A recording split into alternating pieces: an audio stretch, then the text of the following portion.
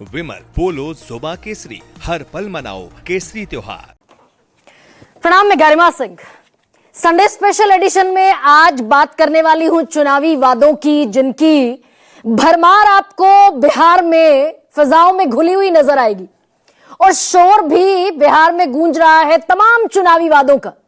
लेकिन इन सबके बीच जो सबसे बड़ी खुशखबरी है वो ये है कि कम से कम सच है या झूठ है तो चुनाव के बाद पता चलेगा। भाई 5 साल का जो कार्यकाल होगा नई सरकार का, तब समझ में आएगा कि वादे सच्चे हैं या झूठे हैं। लेकिन खुशखबरी यह है कि अब यह सब कुछ सिमटता दिखाई दे रहा है रोजगार पर, नौकरियों पर। बात हो रही है कम से कम रोजगार की, नौकरियों की, और रोजगार नौकरियों की बात होगी तो निश्चित तौर पर पढ़ाई की भी बात होगी, शिक्षा की भी बात होगी, ड्रॉप आउट की बात होगी, गरीबी की बात होगी, पर कैपिटा इनकम की बात होगी।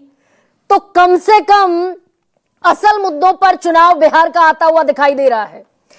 9 बार के मुख्यमंत्री नीतीश कुमार ये कहते दिखे कि भाई हमने 50 लाख रोजगार बिहार को दे दिए, 10 लाख नौकरी और 40 लाख रोजगार। ये बाकायदा एक डेटा दिया नीतीश कुमार ने अक्टूबर 2025 में कि हमने वादा इतना किया था, इससे ज्यादा रोजगार दे दिए।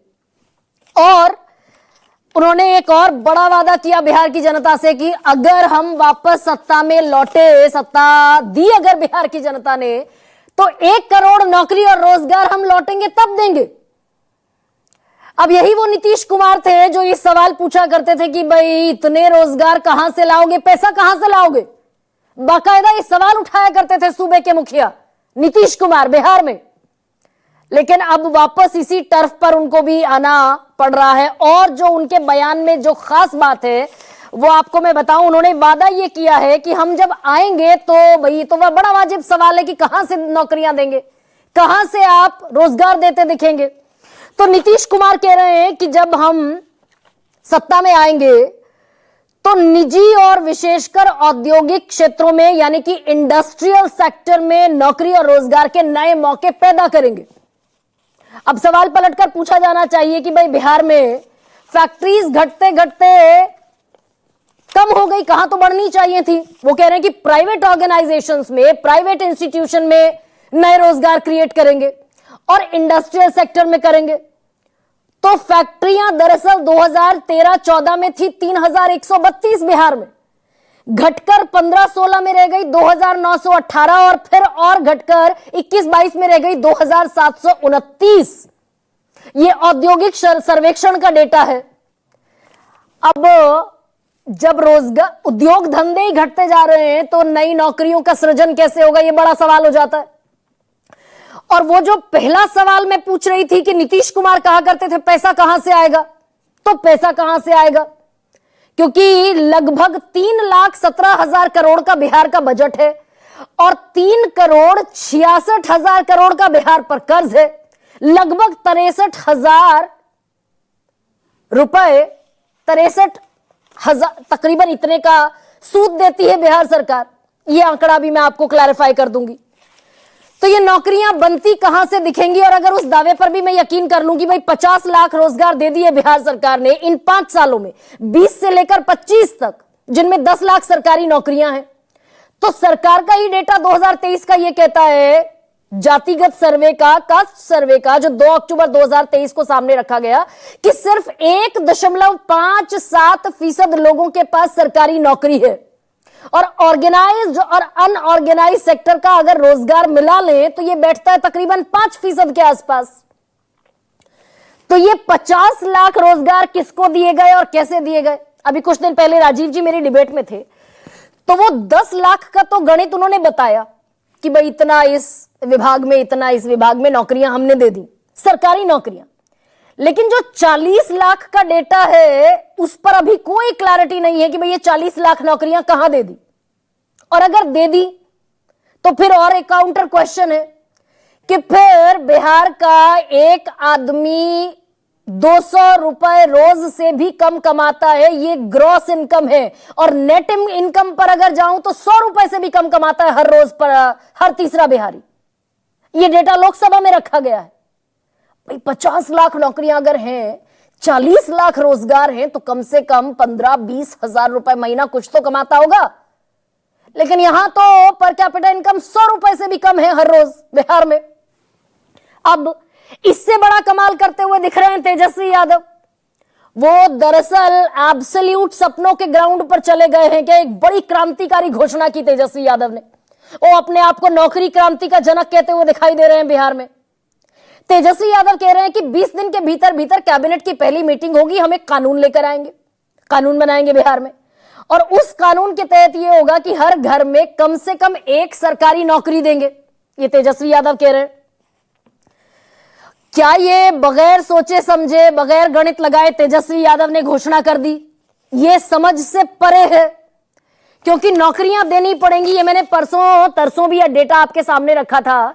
बिहार में कुल परिवार हैं 2,97,00,000, और अगर ये मान लिया जाए वो जो 1.57 लाख सरकारी नौकरी है वो 20 20.5 लाख परिवारों के पास है अगर, तो बचते हैं 2,76,00,000 परिवार।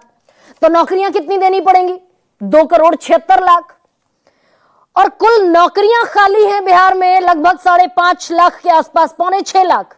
मैं पढ़ देती हूं आपके सामने पूरा डेटा। ये नौकरियां हैं कहां? शिक्षा विभाग में खाली पद हैं लगभग 2,17,000, स्वास्थ्य विभाग में 65,000, गृह विभाग में ये खाली पद हैं बिहार में सरकारी नौकरियों में।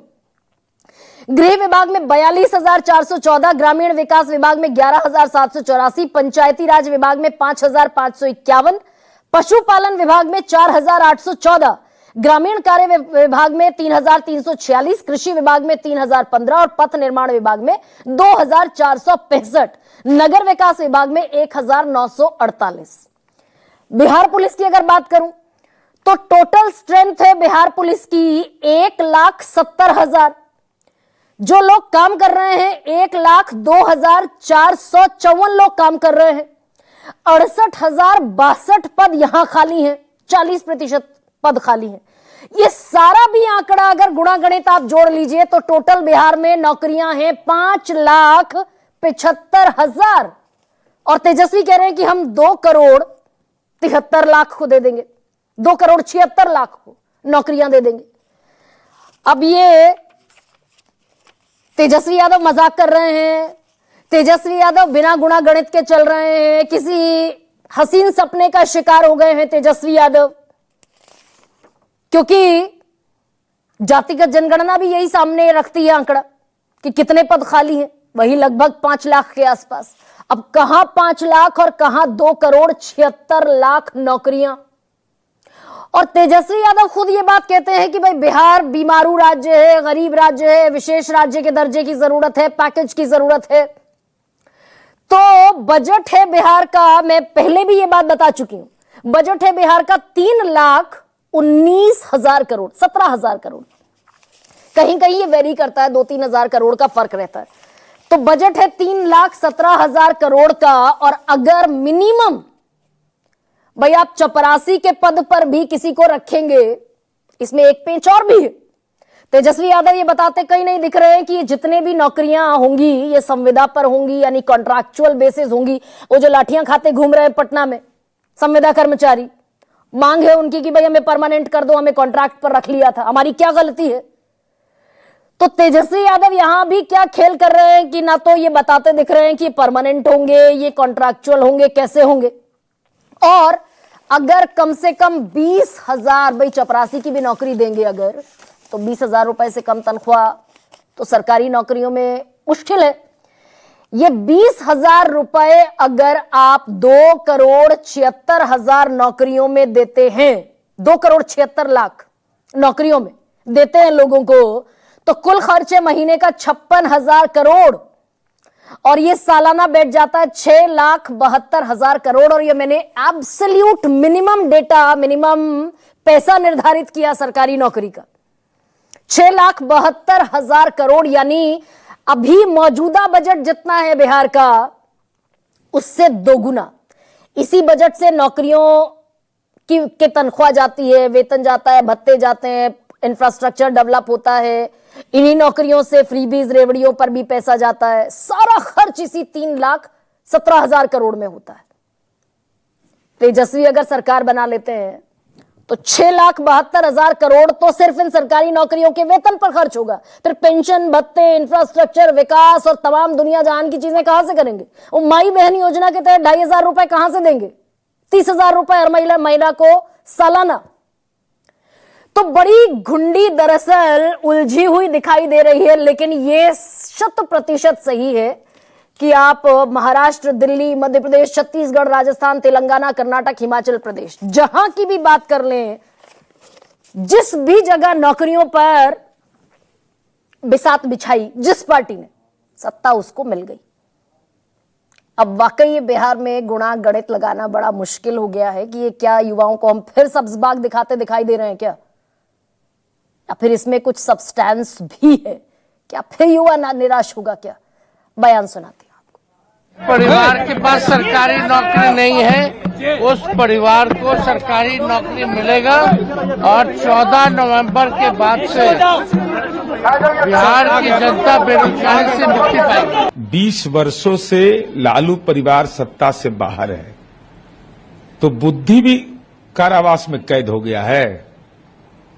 क्या राज्य सरकार को यह सक्षम संविधान के तहत प्राप्त अधिकार है? राइट टू एम्प्लॉयमेंट का अधिकार है राज्य सरकार को कानून बनाने का? हम यहाँ लगभग 55 विभाग हैं। 55 विभाग में लगभग 4 लाख पद रिक्त, अलग अलग पद जो है पदों के अनुसार। यदि हमारी सरकार बनेगी तो हम इंडिया गठबंधन के साथ मिलकर के इन सभी पद को भरने का प्रयास करेंगे। पिताजी ने तो नौकरी के बदले अब जमीन लिखा लिया, अब ये क्या करेंगे? एगो था संघ, ये लालू जी का परिवार है डपोर संघ, जेबी में टका नहीं है, सराय में डेरा।